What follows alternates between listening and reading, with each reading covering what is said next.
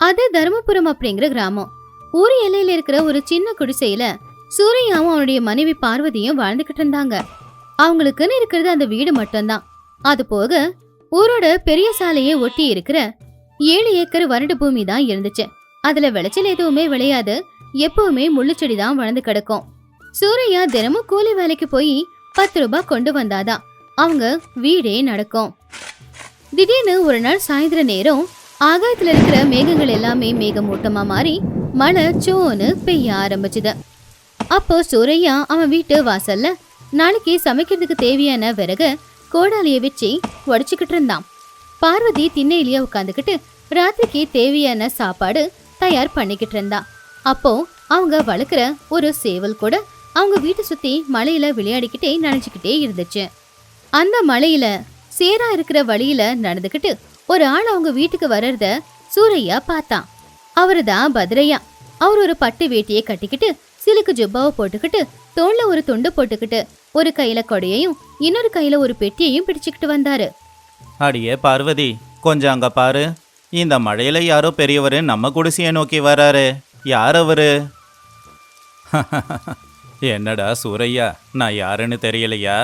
உங்க அப்பாவுக்கு மருமகன், உனக்கு மாமன். என் பேரு பத்ரையா. உங்க கல்யாணத்துக்கு வந்தது, அதோட இப்பதான் வரேன். அட, நீங்களா மாமா? எனக்கு திடீர்னு அடையாளமே தெரியல. என்ன மாமா இந்த நேரத்துல மழையில நனைஞ்சுக்கிட்டு? பார்வதி, மாமாவுக்கு துடைக்க துண்டு கொண்டு வந்து கொடு. வாங்க மாமா, திண்ணையில வந்து உக்காருங்க. கும்பிடுறேன்னு. பரவாயில்லையே, இந்த ஏழையோட வீட்டுக்கு வரணும்னு உங்களுக்கு தோணி இருக்கு? அடடே, இதுல என்னம்மா தங்கச்சி இருக்கு? பணக்காரனா இருந்தா என்ன, ஏழையா இருந்தா என்ன? நான் பட்டணத்துல இரும்பு சாமா வியாபாரம் பண்றேன். லட்ச லட்சமா பணம் சம்பாதிக்கிறேன். பெரிய வீடு, கார் எல்லாம் இருக்கு. என்ன இருந்து என்ன புண்ணியம்? நம்ம ஊர்ல கிடைக்கிற அமைதி அங்க கிடைக்குமா? அதனால தான் 2 நாளைக்கு என் மருமகன் வீட்டுல தங்கிட்டு போலான்னு வந்திருக்கேன். இங்க தான் எனக்கு நிம்மதியா இருக்கு. சூரையாவும் பார்வதியும் அதை கேட்டு ரொம்பவும் சந்தோஷப்பட்டாங்க.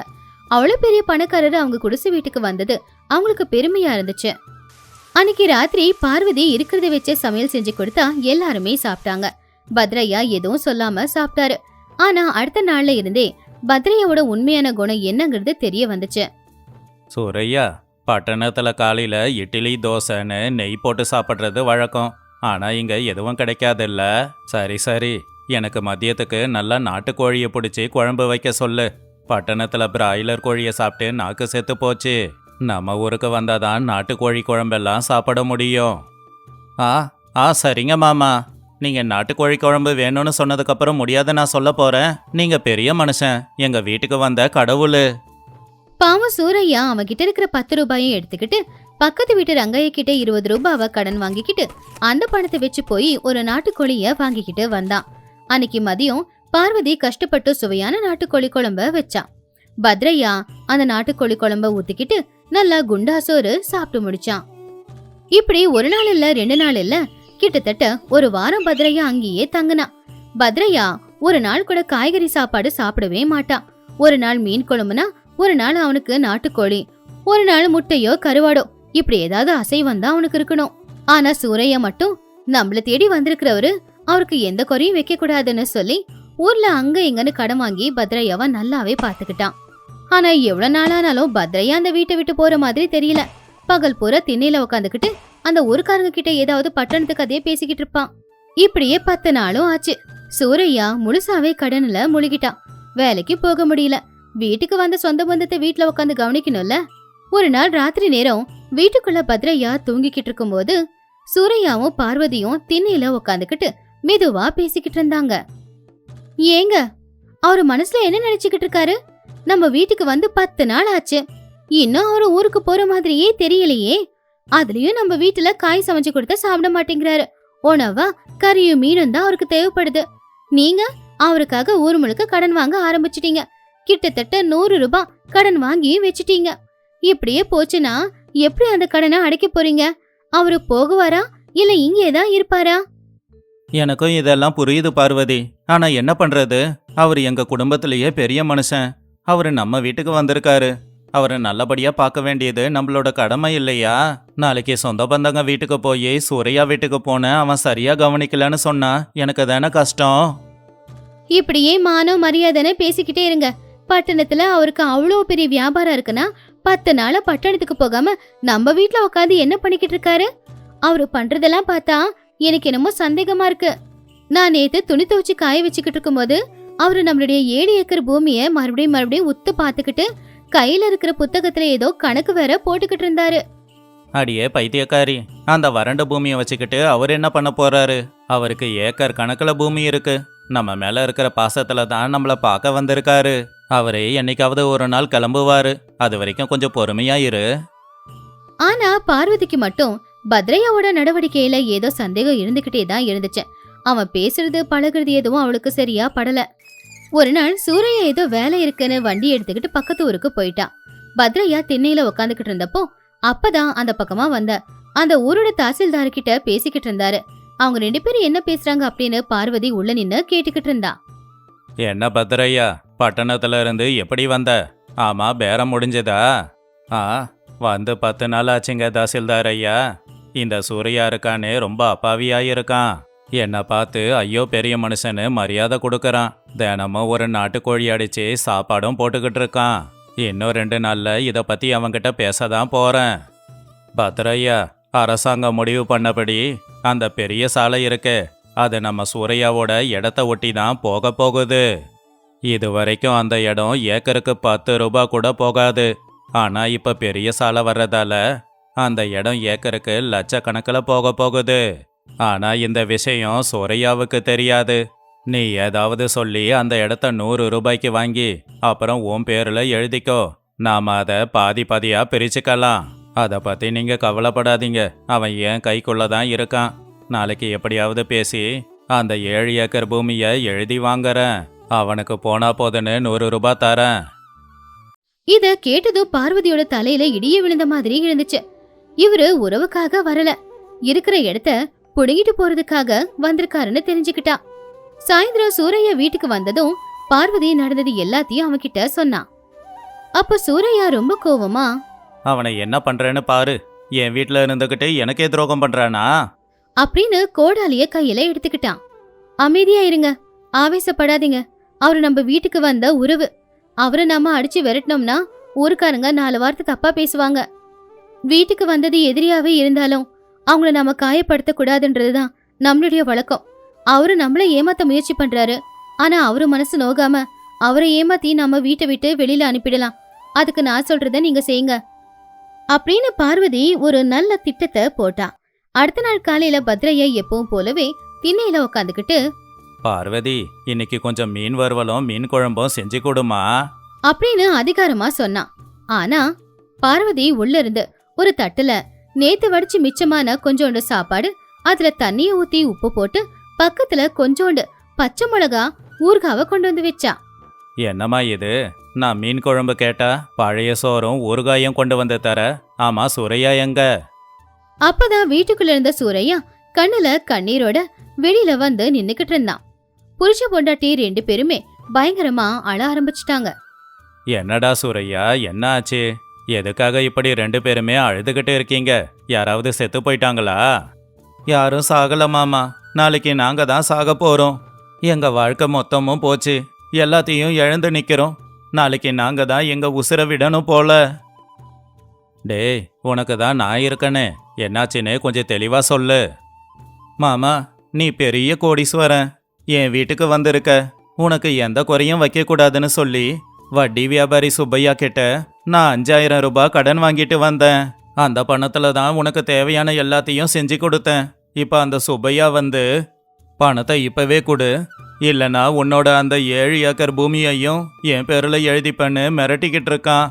எங்களை இந்த வீட்டை விட்டு வேற வெளியில துரத்திடுவானா. அந்த பூமியும் போச்சுன்னா நாங்க எங்க தான் போறது? அண்ணன், உங்களை ராஜாவா பாத்துக்கணும் அப்படிங்கறதுக்காக அவரு இப்ப பிச்சைக்காரனா நின்னுக்கிட்டு இருக்காரு. இந்த சாப்பாடு கூட நேத்து மிச்சமான சாப்பாடு தான். நாங்க 2 பேரும் சாப்பிடவே இல்ல. நீங்களாவது சாப்பிடுவீங்கன்னு தான் உங்களுக்கு கொண்டு வந்து கொடுத்தேன். இத கேட்ட உடனே பத்ரையாவோட தலையில இடியே விழுந்த மாதிரி இருந்துச்சு. எந்த பூமியை எடுத்துக்கிறதுக்காக அவன் திட்டம் போட்டு இங்க வந்தானோ இப்ப வெறும் 5000 ரூபாவுக்கு அது வட்டி வியாபாரிக்கு போயிடுமோ அப்படின்னு பயந்தான்.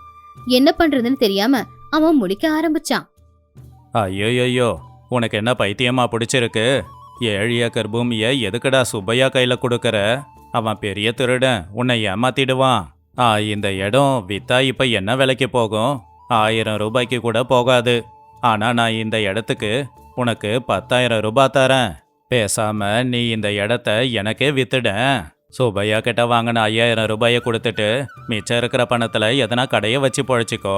உனக்காக இந்த மாமன் இருக்கண்டா. அப்படின்னு பத்ரையா சொன்னது கேட்டு சூரையா எந்த பதிலும் கொடுக்கல. ஆனா பார்வதி அவ கண்ணுல இருந்து வந்துகிட்டு இருந்த கண்ணீரை தொடச்சுக்கிட்டு ரொம்ப தைரியமா தெளிவா பத்ரையா முன்னாடி போய் நின்னு, என்னங்கண்ண, என்ன பேசிக்கிட்டு இருக்கீங்க? நீங்க எவ்வளவு பெரிய ஆளு, பட்டணத்துல கோடி கணக்குல லாபம் சம்பாதிக்கிற வியாபாரம் இருக்கு. நீங்க போய் இந்த 7 ஏக்கர் பூமிய வாங்கலாமா?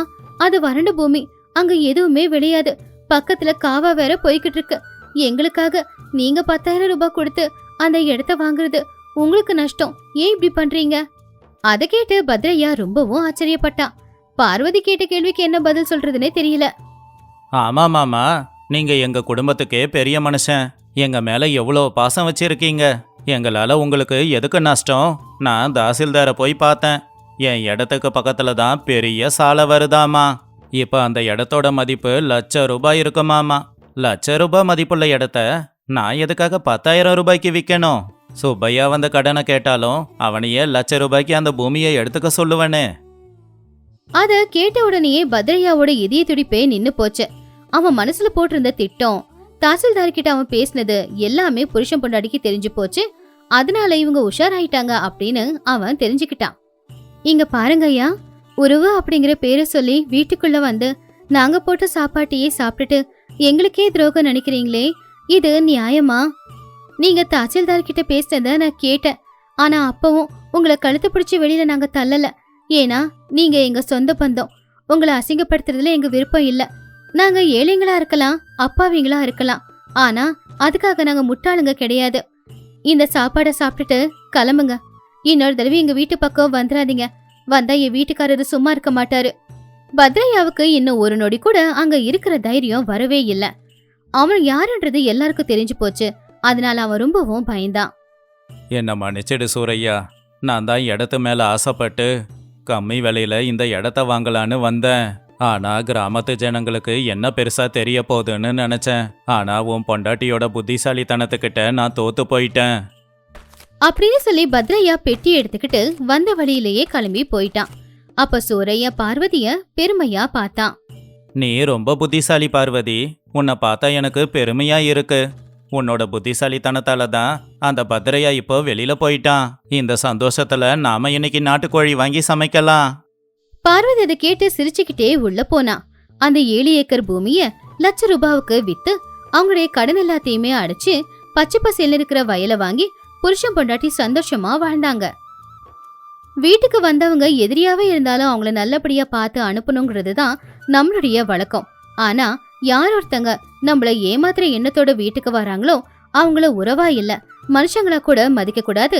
கழுத்தை பிடிச்சு வெளியில தள்ளிதான் ஆகணும். கிராமத்து இல்லத்தரசி. வெயில் காலம், வெயில் ரொம்ப அதிகமா இருந்துச்சு. ஊர்ல இருக்கிற குளம் கொட்டை எல்லாமே தண்ணி இல்லாம காஞ்சி போச்சு.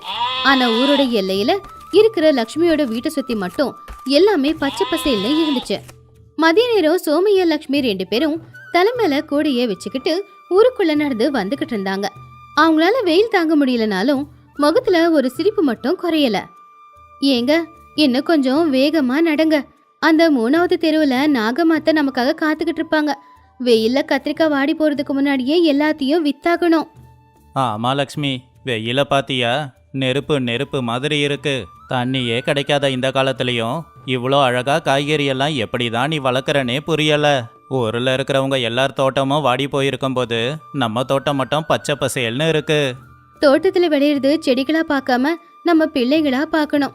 அந்த பூமி தாயை நாம சந்தோஷப்படுத்தினா அந்த பூமி தாய் நமக்கு என்ன தேவையோ அத விளைச்சலா திருப்பி கொடுப்பா. அங்க பாத்தீங்களா, நாகம்மா திண்ணையில உக்காந்துக்கிட்டு நமக்காக தான் காத்துக்கிட்டு இருக்காங்க. வா லக்ஷ்மி, வந்து உக்காரு. இன்னைக்கு என்ன கொண்டு வந்திருக்க? உன் கூடையில இருக்கிற காய்கறியை பார்க்க ஆச்சரியமா இருக்கு. என் தோட்டத்துல இருக்கிற துளசி செடி கூட வாடி போய் காஞ்சு போச்சு. ஆனா உன்னோட தோட்டத்துல மட்டும் இந்த சொரக்காய் எப்படி இவ்வளவு பெருசா வளர்ந்துச்சு? அதெல்லாம் ஒண்ணு இல்ல நாகமத்த, அது கடவுளோட கருணை. ஆத்தங்கரையோரமா எங்க வீடு இருக்கிறதுனாலதான் இப்படி காய்கறி நல்லா விளையுது. கத்திரிக்காய் தக்காளி எல்லாம் இப்பதான் செடியில இருந்து பறிச்சுது, அதை எடுத்துக்கோங்க. இது எல்லாத்துக்கும் காரணம் உன் புருஷன் தானே? என்ன சோமையா, உன் பொண்டாட்டி உன்னை நல்லா தான் பாத்துக்கிறாளா இல்ல ராவும் பகலுமா ஆத்துக்கு போய் தண்ணிய கொண்டு வர சொல்லி உசுர வாங்குறாளா? பாவம், மெலிஞ்சு போயிருக்கியே. ஐயோ இல்ல அத்தை, லக்ஷ்மி என்ன மகாராஜா மாதிரி பாத்துக்கிறா. நான் கொண்டு வர்றது 2 குடம் தண்ணி தான். லக்ஷ்மி தான் ராத்திரி முழுக்க தோட்டத்திலேயே உக்காந்துக்கிட்டு இருக்கா. அந்த காய்கறியை பார்த்துட்டு நீங்களே பாராட்டுவீங்க. சரி சரி, ஒரு 1/2 கிலோ கொடு. இந்த வெயிலையும் இந்த காய்கறி இவ்வளவு நல்லா இருக்குன்னா இது பார்க்க அதிசயமா தான் இருக்கு. சரி, விலை என்ன? உங்ககிட்ட போய் விலையை பெருசா பேசுவேனா? ஒரு 5 ரூபாய் கொடுங்க போதும். நம்ம ஊருக்காரங்க கிட்ட லாபத்தை அதிகமா எதிர்பார்த்து நாங்க வியாபாரம் செய்யல. அப்படி ஊருக்குள்ள வியாபாரத்தை முடிச்சதுக்கு அப்புறமா லக்ஷ்மி சொன்ன மாதிரியே சோமையா ஜமீன்தாருடைய பங்களா வீட்டுக்கு போனா. லக்ஷ்மி வீட்டுக்கு போய் தோட்டத்துல வேலையை செஞ்சுக்கிட்டு இருந்தா. சோமையா கூட நிறைய காய்கறி கொண்டு வரத பார்த்து ஜமீன்தாருடைய வேலைக்கார ராமையா வெளியில வந்தான். என்ன சோமையா, இன்னைக்கு கூட நிறைய காய்கறி இருக்கு. ஐயா வீட்டுக்குள்ள அனல் தாங்க முடியாம உட்காந்துக்கிட்டு இருக்காரு. இந்த காய்கறியை பார்த்தா உயிரே வந்த மாதிரி இருக்கும். வா உள்ள போலாம். சோமையா வீட்டுக்குள்ள போனா. அப்ப அங்க ஜமீன்தார் ஒரு நாற்காலியில உட்காந்துக்கிட்டு இருந்தாரு. வா சோமையா, என்ன வெயில்ல கூட உன் வியாபாரம் நல்லபடியா நடக்குது போலயே. இந்த ஊர்ல தண்ணி எங்க இருக்குன்னு நீ காய்கறிய விளைய வச்சுக்கிட்டு இருக்க. என் தோட்டத்துல பழச்செடி கூட வாடி போச்சு. ஐயா, என் கூடையில தக்காளி, கத்திரிக்காய், சொரக்காய் எல்லாம் இருக்கு. என் பொண்டாட்டி லக்ஷ்மி ராத்திரி முழுக்க ஆத்து தண்ணியை கொண்டு வந்து ஊத்தி விளைய வச்ச காய்கறி ரொம்ப நல்லா இருக்குங்க ஐயா. ஓஹோ அப்படியா? ஆமா சோமையா, என்ன இது காயெல்லாம் பார்க்க ரொம்ப புதுசு மாதிரி இருக்கே. வெளியில 100 டிகிரி வெயில் அடிக்குது, ஆனா இப்பதான் செடியில பறிச்ச மாதிரி இருக்கே. உன் பொண்டாட்டி லக்ஷ்மி சாதாரண பொண்ணு இல்ல சோமையா.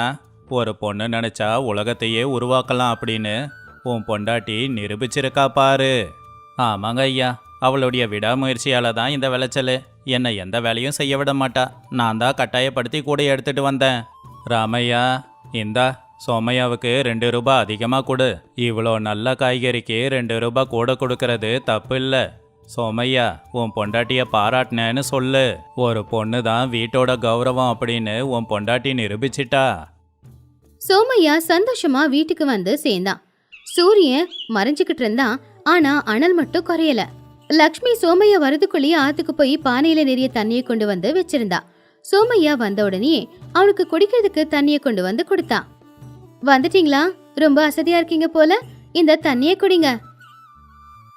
இன்னைக்கு வியாபாரம் எப்படி நடந்துச்சு? யாராவது ஏதாவது சொன்னாங்களா?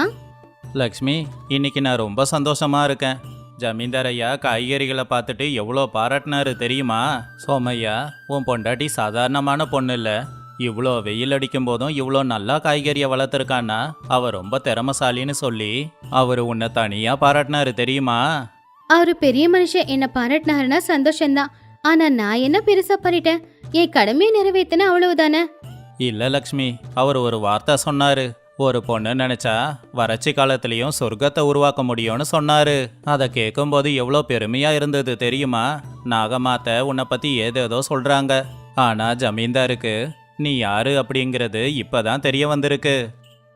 இப்ப மத்தவங்க பேசுனதை பத்தி ஏன் நாம பேசணும்? வாங்க போலாம். நாம இருட்டாகிறதுக்கு முன்னாடியே தண்ணியை கொண்டு வந்து செடிகளுக்கெல்லாம் ஊத்தணும். இன்னைக்கு வெயில் ரொம்ப அதிகம் இல்ல, அதுல செடியெல்லாம் கொஞ்சம் வாடி போச்சுங்க.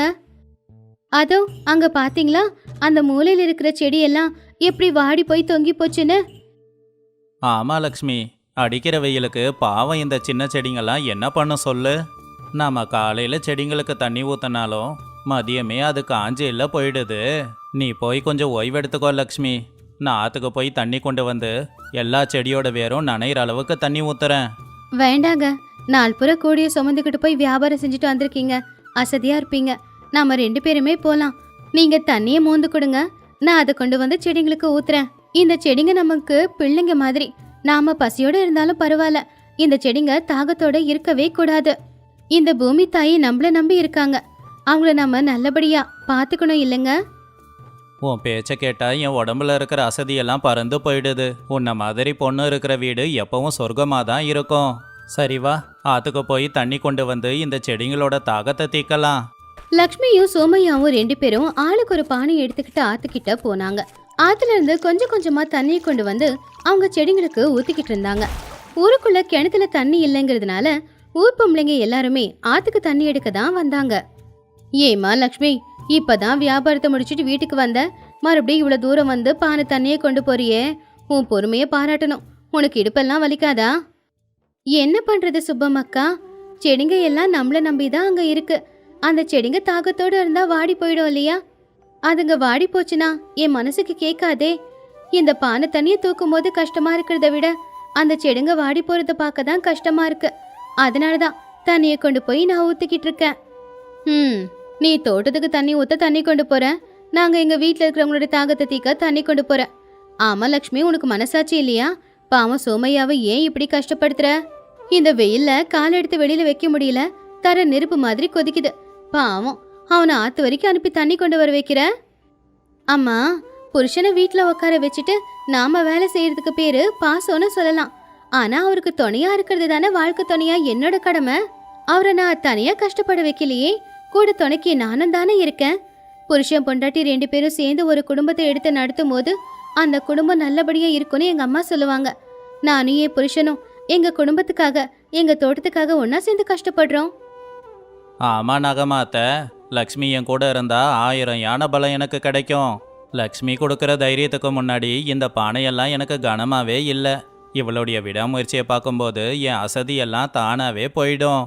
ஜமீன்தாரும் லக்ஷ்மியோட திறமைய மனசார பாராட்டினாரு. எனக்கு ரொம்ப பெருமையா இருந்துச்சு. பாத்தியா நாகம்மா, சோமையாவுக்கு லக்ஷ்மி மாதிரி மனைவி கிடைக்க அவன் கொடுத்துதான் வச்சிருக்கணும். பாவம் லக்ஷ்மி தானே கஷ்டப்பட்டு தண்ணியை கொண்டு போய் செடிங்களுக்கு ஊத்துறான். அந்த செடிங்க தான் இப்ப காய்கறியா மாறி இருக்கு. அந்த காய்கறியை நாம தானே சாப்பிடுறோம். லக்ஷ்மி மாதிரி ஒரு பொண்ணு கிடைக்க கொடுத்துதான் வச்சிருக்கணும்.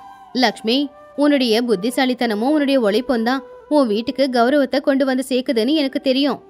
ஊர்ல எல்லாரும் தூங்கிக்கிட்டு இருக்கும்போது லக்ஷ்மி மட்டும் கொண்டு வந்த பானை தண்ணி எல்லாத்தையுமே தோட்டத்தில் இருக்கிற செடிகளுக்கு ஊத்திக்கிட்டே இருந்தா. அவ தண்ணி ஊத்தும் போது செடிங்க கூட பேசுற மாதிரி தெரிஞ்சுது. சோமையா சாப்பிட்டு முடிச்சுட்டு தோட்டத்துல கைத்துக்கட்டல் போட்டு உக்காந்துருந்தான். லக்ஷ்மி, வந்து தூங்கலாம்ல, நாளைக்கு காலையிலேயே சந்தைக்கு வேற போகணுமே.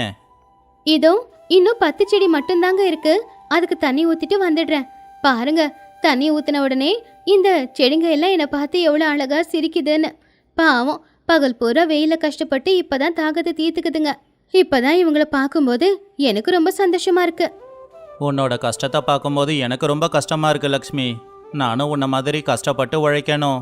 ஏன் இப்படி சொல்றீங்க? ஒரு பொண்ணு அவ குடும்பத்தையும் புருஷனையும் எப்படி பாத்துக்கிறாளோ அதை வச்சுதான் அந்த குடும்ப கௌரவமே இருக்காமா. நீங்க சந்தோஷமா இருந்தாதான் எனக்கு 1000 யானையோட பலம் கிடைக்குங்க. அதனாலதான் இந்த வறட்சி காலத்திலயும் நாம இவ்வளவு அழகா தோட்டத்தை வளர்த்து சந்தோஷமா வாழ்ந்துகிட்டு இருக்கோம். அடுத்த நாள் காலையில அந்த ஊர் ஜமீன்தார் கூடவே அவருடைய மனைவியையும் கூட்டிக்கிட்டு சோமையோட வீட்டு தோட்டத்தை பார்க்க வந்தாரு. அந்த வீட்டு தோட்டம் அழகாவும் அங்க இருக்கிற அத்தனை காய்கறிகளையும் பார்த்து அவங்க 2 பேருமே ஆச்சரியப்பட்டாங்க. லக்ஷ்மி, சோமையா, நான் எத்தனையோ தோட்டத்துக்கு போயிருக்கேன், எத்தனையோ இடங்களுக்கும் போயிருக்கேன். ஆனா உங்க தோட்டத்துல இருக்கிற இந்த அமைதியும் சந்தோஷமும் எந்த தோட்டத்திலையும் இருந்ததில்ல. லக்ஷ்மி, உன்னை பார்க்க ரொம்ப பெருமையா இருக்குமா. உன்னை மாதிரி பொண்ணு வீட்டில் இருக்கிற வரைக்கும் அந்த வீடு சொர்க்கமாக தான் இருக்கும். பாத்தீங்களா, நம்ம தோட்டத்துல இருக்கிற எல்லா மரமும் வாடி கொட்டியே போச்சு. ஆனா இங்க இந்த பொண்ணு இந்த இடத்துல இவ்வளவு அழகான ஒரு தோட்டத்தையே உருவாக்கியிருக்காளே. லக்ஷ்மி, உன் முகத்துல எப்பவுமே இருக்குமே ஒரு அமைதி, அது இந்த தோட்டத்திலயும் தெரியுது. உன் திறமையால இந்த தோட்டத்தை இன்னும் நீ ரொம்பவே அழகாக்கியிருக்க. அம்மா, உங்களை மாதிரி பெரியவங்க எங்க வீட்டுக்கு வர நாங்க கொடுத்து வச்சிருக்கணும். இதெல்லாம் உங்களுடைய ஆசீர்வாதம் தான். இல்லம்மா, இது உன்னுடைய உழைப்பு. சோமையா ரொம்ப கொடுத்து வச்சவன். உன்ன மாதிரி ஒரு பொண்டாட்டி கிடைக்கிறதுக்கு அவன் அதிர்ஷ்டம்தான் பண்ணியிருக்கணும். ஆமாம்மா, நீ கஷ்டப்பட்டு உழைக்கிற பொண்ணு. உனக்காக இந்த 1 ஏக்கர் பூமியை தரேன். உன் தோட்டத்தை இன்னும் பெருசாக்கு. ஐயா, எங்களுக்கு அதெல்லாம் வேணாங்க ஐயா. இப்போ இருக்கிறதே எங்களுக்கு போதும். இது உனக்காக சும்மா கொடுக்கல, உன் பொண்டாட்டியோட திறமைக்கான பரிசு இது. நாகம்மா மாதிரி ஆட்களும் லக்ஷ்மியோட கஷ்டத்தை தெரிஞ்சுக்கிட்டு கடைசியில் அவளை பாராட்டினாங்க. அப்படி அந்த வறட்சி காலத்துல கூட லக்ஷ்மியோட வீடு மட்டும் ரொம்ப அழகா இருந்துச்சு. பொண்டாட்டி அப்படின்னா வீட்டு வேலை செய்யற ஒரு பொண்ணு இல்ல, அந்த வீட்டுக்கே வெளிச்சத்து கொண்டு வர பொண்ணு அப்படின்னு எல்லாரும் தெரிஞ்சுக்கிட்டாங்க. ஒரு பொண்ணு நினைச்சா ரொம்ப பொறுமையாவும் அவளுடைய திறமையாலையும் அந்த குடும்பத்தை நல்ல நிலைமைக்கு கொண்டு வர முடியும். புருஷனோட கௌரவம் தான் தன்னுடைய கௌரவமா நினைக்கிற பொண்ணு இருக்கிற வீடு எப்பவுமே நல்லா தான் இருக்கும்.